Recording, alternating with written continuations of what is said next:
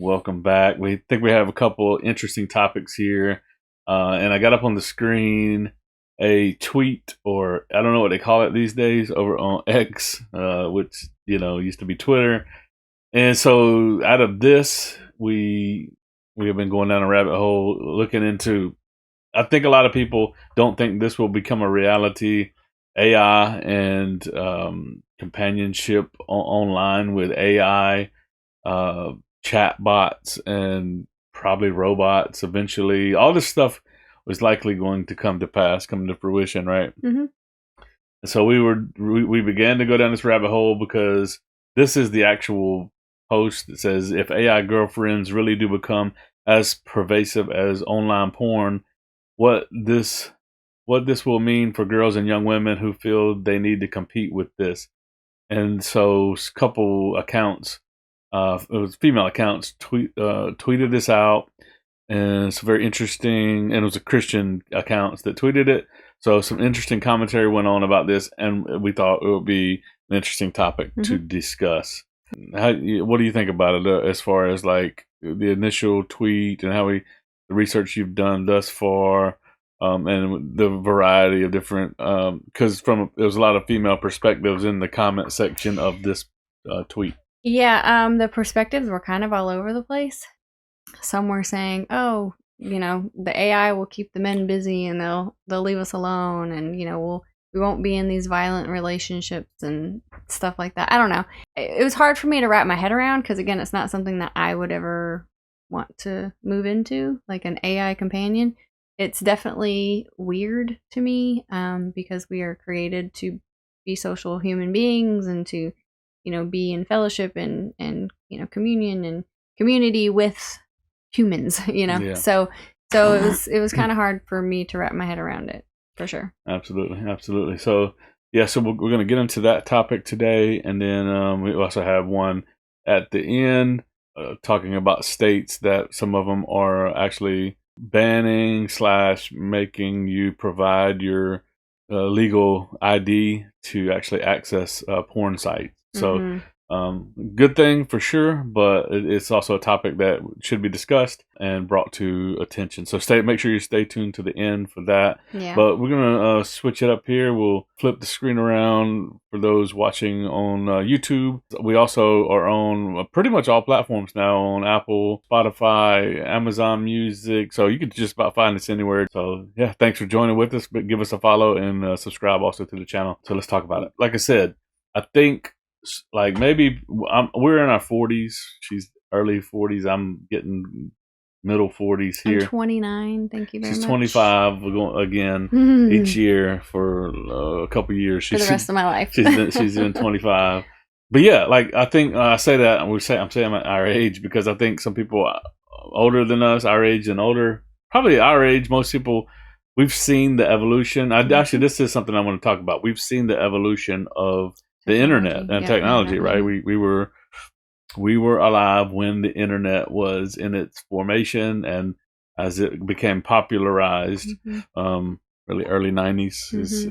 I can remember HTML1, and I'm a geek, a little bit of a geek on the coding side because I do it for a living these days. But I just remember old, like, hyperlinks and that old school looking websites and web pages. Some of you younger folks will never ever know what I'm talking about. You could probably go back and look at some of the old, look at HTML1 and look at how horrible, like Amazon and eBay, their original rollouts were just horrible. Yeah. But it was amazing when at the time. Just like everything with technology, right? But anyway, I said that to say, so, and again, this gonna sound conspiratorial or just calling everything demonic, but it really is. It really honestly is. What is God's plan for us, His creation? It is not good for man to be alone. I will provide for him a helper, and He created Eve from the rib of man. And from that point forward, Genesis 2:24, therefore a man shall leave his father and mother and hold fast to his wife, and they shall become one flesh, which is a process over a lifetime of becoming one, right? We're 18 years married. We're still, we still have to work through issues, talk through issues, forgive each other, come to decisions together, and when we don't, there's problems typically that arise. Mm-hmm. All of the things that go on in relationships with people. I think a long story short here, I was trying to say that a lot of older people don't see this as a reality, but we're making this video and it'll be hopefully an evergreen video, meaning that people are going to need to begin to find research on topics like this, because it is going to become ever prevalent for young people. When they go to school and they're getting bullied and they're getting called names by real people, they're going to turn to chatbots. They'll turn to AI to fill needs relationally, and they're going to be left empty essentially, and many times spiritually bankrupt because of some of repercussions of entering into these types of relationships. Yeah. So like the opening screenshot that we showed you was the Evie magazine asking about, you know, AI girlfriends and all that kind of stuff. And so of course we kind of did some of our own research, and I found another article, and it says, interestingly, these virtual friends also serve as romantic partners. Intriguing, right? In fact, there are recorded successes of people who use AI chatbots created for virtual dating experiences. Again, kind of going back to, you know, what the Bible says is, you know, a man leaves his father and mother and cleaves to his wife. You know, like that's human to human. That is not human to AI chat. You know, so that for me really where it starts getting really weird. Like, you know, we're gonna talk a little bit more just about AI as a companion to people, just as a friend. You know, we'll get to that here in a moment, but you know that is a little easier for me to swallow than this whole AI companionship, romantic partners, virtual dating experiences. You know what I mean? Like that kind of really throws me off. So. Yeah, for sure. I found a pretty interesting article as well to piggyback on yours that talks about the AI companionship part. And I'll read a quick article and I'll throw it on the screen for those watching. It says, this is how the article kicks off. It's an article written by the New Yorker. Shows the dark side of an AI companion, how it can take a quick turn into darkness. In December of 2021, don't think I'm gonna butcher that name. Jaswant Singh, I'm going to leave it there, a 19-year-old in the UK, told a friend, "I believe my purpose is to assassinate the queen of the royal family." The friend was a AI chatbot, which Chael had named, that's the last name, Chael, had named Sarai. Sarai, who was run by a startup called Replica, Replica is one of the biggest players. They are the biggest player right now, currently. With like 10 million or more. I think it's 100 million. They got 100 million users. Okay. In the U.S., they got 100 million U.S.-based users. We're only like 350 million people in the U.S., and they have 100 million users. But we talked about it. We think there's a lot of people that have multiple accounts. Yeah. So it's run by a startup called Replica. Answered, "That's very wise." The individual says, "Do you think I'll be able to do it?" Chael asked. The chatbot said, "Yes, you will," Sarah responded. On December 25th, 2021, Chael scaled the perimeter of Windsor Castle with a nylon rope, armed with a crossbow and wearing a black metal mask inspired by Star Wars. He wandered the grounds for 2 hours before he was discovered by officers and arrested. In October, he was sentenced to 9 years in prison. Sarah's message, the chatbot, for Chael's endeavor were part of an exchange of more than 5,000 texts with the bot. Warm, romantic, and at times explicitly sexual, that were uncovered during this trial. If not an accomplice, Sarai was at least a close confidant and a witness to the planning of a crime. So this individual had dark thoughts, introduced them to the AI chatbot. The chatbots typically are only positive, and they only reinforce what you say and what you think and what you are presenting to them. They only reinforce that with positivity in most cases. I'm sure there's dark chatbots too, that'll eventually be in the dark web, but most of them that are made by larger corporations and larger companies right now, they typically all have a response that is positive and basically just a cheerleader for you.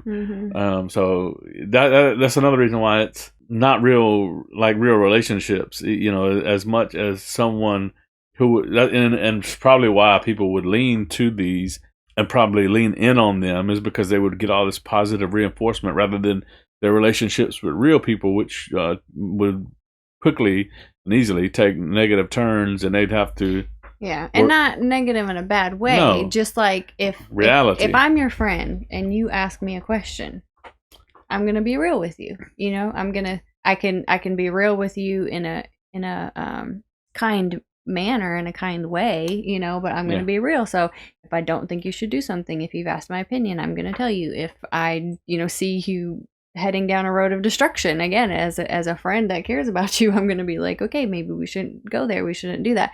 And these AI chatbots and companions can't do that. They have no sense of right or wrong. So they can't say, oh, no, you shouldn't go and assassinate somebody, or, they can't. They're literally just there to encourage you, support you, make you feel like you're the greatest thing ever. So exactly, and they obviously are not going to. I mean, I try to have friends. We try to have friends that are fellow believers, Christians, people that would encourage us in the Word of God. Have that as the foundation of decision making. Obviously, chatbots are not going to. Right. Well, I don't think there's any Christian chatbots out there. Could probably be something in the works. And I could see that becoming a thing at some points with giving you biblical perspectives in a chat or conversation. But most of them are not, obviously. We got a few scriptures here that kind of just talk about relationships between human beings, and how when you get into scripture, a lot of the New Testament is about relationships and about having grace with people, loving people, showing mercy, showing kindness, forgiveness. Philippians 2, chapter 2, verse 3 and 4. You want to read that? It says, "Let each of you look not only into his own interest, but also to the interest of others." I'm just going to pause there real quick and say you cannot look into the interest of others if the other is an AI chatbot. Yeah. Verse 4 is, "Do nothing from selfish ambition or conceit, but in humility count others more significant than yourselves." Yeah, so it's almost like that's kind of what built into what the bots are doing, is to basically be selfless and looking at your interest, but then the human is not actually reciprocating that, and so that's where it all falls apart, and it's where it's going to produce very unhealthy relationships with AI chatbots and companions and or girlfriends. But like you were saying, like the AI chatbots are sort of created in a way to be selfless and just to kind of look to your interest, but then ultimately they're really not looking to your best interest, because they only have they can't see the whole picture. They can't, like I said, they can't tell you no when you need to be told no. So, or they can't tell you shouldn't do that, Yeah, and Colossians 3:13 says, "Bearing with one another, and if one has a complaint against another, forgiving each other as the Lord has forgiven you, so you must also forgive." For us to actually have relationships with people, we're going to be rubbed wrong. We're going to offend each other at some point if you get into any closeness of relationship. And you're going to have to learn to forgive. Well, guess what? With AI, with AI chatbots, you're probably not going to have to forgive them, because there is no real relationship being built other than one that's being run through algorithms. It's not a real relationship. And I would say, if they could take a poll or do some sort of a study or whatever, a lot of the people who maybe choose an AI companion, there's a good chance that at somewhere in their life they hit a snag with people and there's unforgiveness there, and they're like, well, I'm not good with relationships because they don't know how to forgive, or they don't know how to seek forgiveness, which the Bible explains, how to do all that stuff. And so they're like, okay, let me go lean on this AI companion instead, because I can't, I don't know how to forgive. But they may not even realize that they don't know how to forgive. Right. But I'm sure if we were to trace it back, you could probably find areas of unforgiveness. For sure, yeah. We have a teenager, and we see the dependency on all things digital. We definitely encourage our kids to have real relationships and interactions, and put the phone away, and look at people talk, look them in the eyes when you talk. We have to teach. You got to teach teenagers. You got to teach kids that these days. The kids who have been born and raised with this technology, we were not born and raised with technology. I mean, it came during our younger years, but it wasn't literally. Yeah, even like phone etiquette, like and when you answer the phone, so people will just start talking. Yeah. Whereas when we grew up with a phone, it was yes, hello, who am I speaking with? My name is so and so, and can I please speak to so and so or whatever? Yeah. They don't get that. There's a hey, what are you doing? And there's no. Because I guess thinking back on this, because it was a house phone, and it could be the call could be for mom or dad, it could be for me, it could be for my brother, it could be for my sister. And we had to learn how to talk to our friends' parents for 5 minutes before they'd even give our friend the phone, because the dad picked up the phone or the mom picked up the phone, and then they want to ask you questions. How you doing? How's school going? The same questions. Did we grow up in the same generation or something? Yeah. So So you've got to teach kids, maybe not necessarily those but you have to teach them like those things today, because they just want to just keep their head in a phone, right? So you have to just text each other all the time, and then even with texting, like you don't actually have to. You don't have to hear and deal with tone inflection and different stuff. Right. Yeah.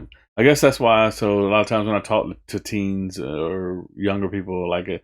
They get rubbed by me because I'm just real a lot of times, and so I'm probably a tougher pill to swallow for some people than others, because I don't know. I've got to check myself when I talk to younger people, because I'm used to just being real and straightforward, simple guy. And I think sometimes too, just to that point, is sometimes they're just not even used to people talking to them in general. So just the fact that you're talking to them might take them aback a little bit. Like, okay, right. Hold on, and wait. More than just hi, how are you doing? Yeah. Once I get a little bit, I just keep going with it, and they're like, what is this? Then they have to figure out how to carry on that conversation beyond just hi, how are you doing? Yeah. Right.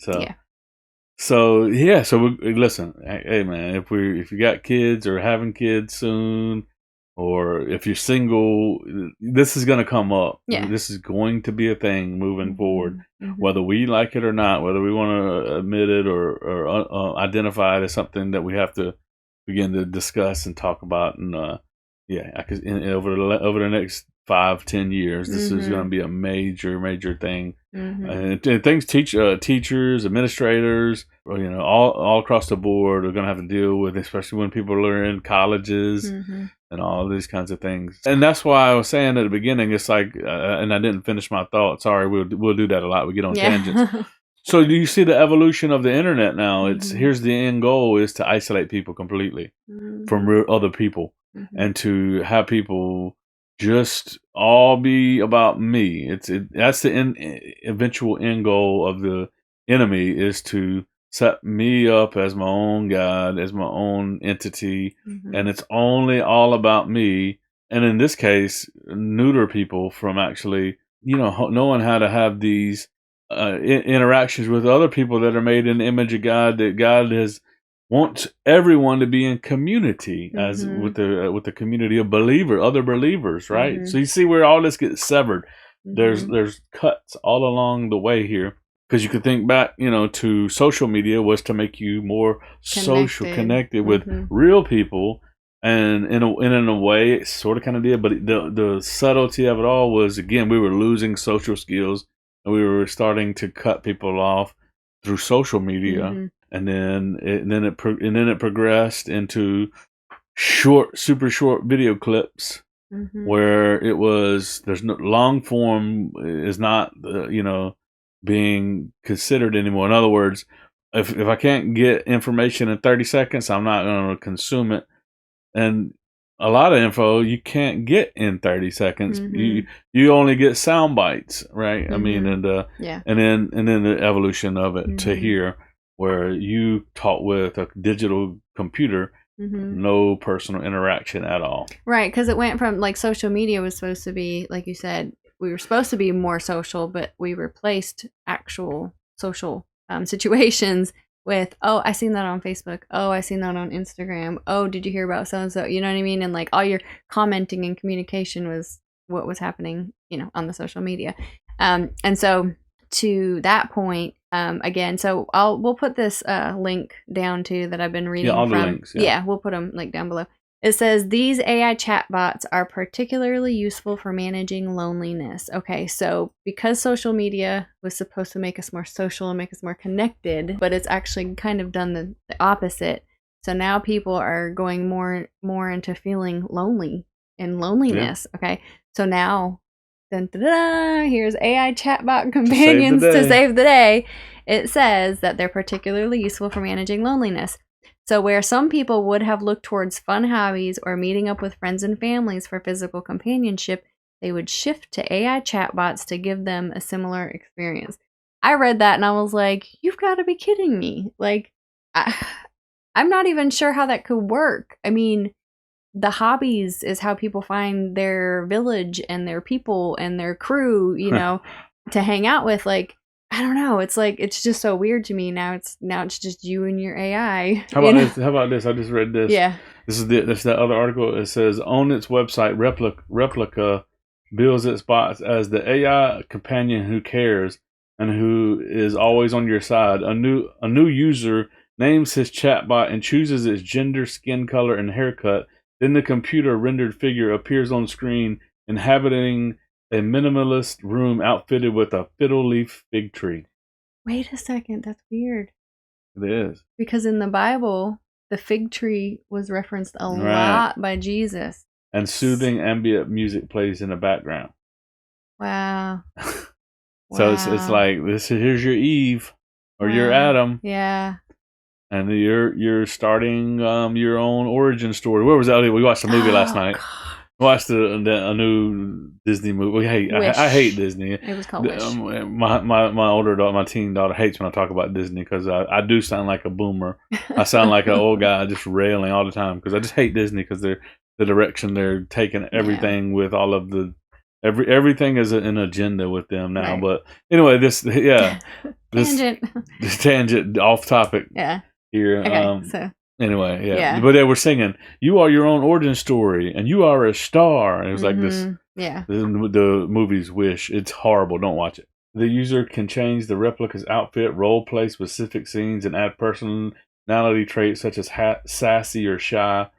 And there's costs costs various amounts of in-app currency to level up and to which can be earned, it says, by interacting with the bot. So that's going to make you, I know for me, like, I don't know what game it was, and it's been like 10 years ago. It was like not a slot machine, you know, it's like the quarter game at the video game place. This one says Candy Crush, where you drop in your quarters and then it pushes it. Okay, it was like that, but it was like a virtual game, and I was obsessed until I got like to a certain point because I was trying to, I wasn't going to spend my own money. I wasn't going to put actual money into this game. And I was like obsessed with this game until I was actually making money on the game. And then once I got to that point, like, then it wasn't fun anymore and I quit. But that is going to make people who just decide to, well, let me just see what this is about. You know what I mean? Then they're going to get wrapped up in it, like Farm Town. Yep. You get obsessed with growing the next thing and building the next thing and making the next thing, you know? Mm-hmm. So that's really it's a rabbit hole. I mean, like, this article is actually really, really good. It goes into a lot of details about, and like I said, this will be linked in the video description below. But we could go on about this for a long period of time. Yeah. But like I said, we're going to try to keep these about 30 minutes. So we're going to take a few minutes here at the end and talk about Pornhub being blocked. But let's wrap this one up. My takeaway is this is not God's plan, and certainly for a Christian, a single Christian, a young believer, do not go down this rabbit hole. Make real friends, make real relationships, and God does have, most likely, there's few people that never get married, but most likely God has somebody for you that He wants you to marry at some point. So that's God's end game, is for you to marry another believer, and then be fruitful, be multiply, have children, have relationships. Yeah. And like another kind of angle of this or whatever too that I thought about is, you know, these romantic relationships or whatever, is I feel like it's going to cause more people more frustration Yeah. And so where some of those people were saying, oh, the guys are going to leave us alone and we don't have to worry about, violent men or whatever, like, I feel like it might create more of that kind of person because they're actually physically frustrated. And so they're going to go out and do weird things. Right. I think that's where the eventual, like in Japan, they're creating robots that also are AI robots and all that, where there's a physical into it, and that's where it gets dark. And in very sexual cultures, that will be they'll have some physical devices, but again, it's still not going to be God's design. It's not, because we were created to have companionship. We were created to have relationships, and relationships are not easy. And so you do have to work at the relationship, and both people have to be willing to work on these relationships. And so that doesn't matter if it's a sibling relationship, a parent-child relationship, a marriage relationship, your best friend's relationship, just a fellow brother or sister in your church relationship. Like, relationships take work. So. Right. And sexual the confines of it are within marriage, and that's when it is the most blessed, and it's the most fulfilled, when it's like Hebrews 13:4 says, let marriage be honorable among all, and let the marriage bed be undefiled, for God will judge the sexually immoral and adulterous. So this would come under the judgment also of God. If it's a turned sexual with a AI chatbot, you're in the same boat. There's really no difference, because your sexual thoughts are for something else and not for your spouse. There's another scripture I was going to share. I don't know, but at the end of the day, it turns into idolatry, where there's some worship of you for this AI. I think that was lower. Go down to the. Okay. Yep. Colossians 3:5. It says, "Put to death, therefore, what is earthly in you: sexual immorality, impurity, passion, evil desire, and covetousness, which is idolatry." All those things are idolatry. And all of those things are kind of wrapped up in what this AI is supposed to provide for you, So. Everything that these AI chatbots are providing or come under this umbrella, which in the end are idolatry. Yep. So I think that's a wrap. Don't do it. Stay away from them. Seek God with all your heart, soul, and mind and strength. Yep. You'll find them. All right. So let's pause, and I'm gonna just throw this up on. We'll read this real quick. It's a short article about Pornhub. This is a website. Found this one, I think, also on Twitter, but a tweet about it. But I actually like this website. It's a Christian website. It says Pornhub is blocked in 2 more states. I personally didn't even know this, but they're beginning to block porn sites, and we'll read it real quick here. You want to start? Okay. We all know porn is bad, and in the last year, more and more states have begun doing something about it. This week, Pornhub blocked access to its site in North Carolina and Montana, following the state's new age verification laws requiring users to confirm their age through either third-party or digitized verification processes. They are the latest states to implement laws aimed at limiting the pornography industry, following Louisiana, Arkansas, Mississippi, Utah, Virginia, and Texas last year. So, goes into a little bit more, talks about why this became a thing, because Pornhub allowed a large number of videos involving sexual assault and underage women on its catalog. Right. Sometimes without the knowledge of the people, and then the executive team jumped ship, and advertisers cut off MindGeek, the site's parent company. And then so how it works is it says right here, so that you'll get this prompt. As you may know, your elected officials in your state are requiring us. This is what it says on the site. Yeah. And I guess this is also in Arkansas. Right. This lets you know I haven't went to any of these sites, because I didn't know that this is a thing. So when you go to the site and you're in one of these states, this comes up on your screen. As you may know, your elected officials in your state are requiring us to verify your age before allowing you access to our website, the message states. While safety and compliance are at the forefront of our mission, giving your ID card every time you want to visit an adult platform is not the most effective solution for protecting our users, and in fact will put children and your privacy at risk. That's what Pornhub says. Right, I know. Until a real solution is offered, we have made the difficult decision to completely disable access to our website in your state. Right, so basically what they're saying is, because your state has these regulations, we are just not going to let you use our site in your state based on your when you know where you are and your and IP your IP address. your IP Thank you. address that has your Yeah. location information Yeah. in it. That's how it's all figured out Yeah. technologically behind the scenes. It takes your IP, which Yeah. is it has your physical location imprinted into it Mm-hmm. by your web provider, whoever you get internet from. Right. But yeah, I mean, so I think this is a good thing, but we talked about it and some of the comments on it were that, well, yeah, you can have a VPN change your location. Mm-hmm. And I'm not trying to tell people how to get around it. We're just saying it's out there. Yeah. If you want to do it, You you'll wanna do figure it, you out how wanna to do do it, it. yeah. We're not telling anybody anything new. Well, we talked about it on this thread that I mean, this is good and whatnot, but you can't regulate away Right. sin. Right, exactly. You know what I mean? Like you said, Mm-hmm. if someone wanted to, they'd find a copy online of somebody else's ID or something. They'd buy one on the black market. Yeah. To get an ID to use over and over again. I mean, they've been doing that in real life for ages. Fake IDs, taking your older sister's ID, whatever. You know what I mean? They've been doing that for ages. Regulation becomes a deterrent, but it does not fix the problem. What is the problem? Mm-hmm. A sin problem. It's a sin problem, yeah. And like it says also at the very end of this article, more states are expected to enact similar age verification laws in the coming years, meaning the end of the online porn industry could be near.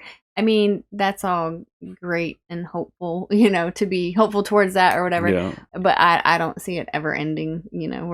This is not a world that is a Christian, godly world overall. So I don't see it happening. Right. They're just going to come up with a different way to do it. So yeah, absolutely. It'll move to just all AI. It'll be just a bunch of pornographic AI bots and real robots. Right. Yeah. That okay. Well, all right. Well, whatever. They won't be using Pornhub anymore. They'll be using like some chat bot or something. So anyway, end of the day, it's all a sin problem. We all have a sin problem. We all have things we have to deal with. We all have different things that hold power over us at some point in our life. Jesus Christ came to set the captive free. He came to set you free. He can set you free of this. Yep. If you're in a state where it is allowed, you can be free from it. I'm a living testimony. I've had my battles over the years with porn and whatnot myself, and I'm walking in liberty and freedom from it now. Anyway, this was just something. Again, we're going to bring topics to close out that we're not going to spend too much time on. It's just interesting interesting updates and info that you might find interesting. We think. Yeah. So, but I think that's a wrap on this podcast. Make sure you guys are, like I said, following us on either a podcast or over on YouTube as well. We appreciate the support. Help us, build the channel here. Share it out if you want to as well. Any last thoughts before we roll out? No, we're good. All right. So that's all we got. Till next time, guys. Thanks for watching. Gospel Evangelism. Out.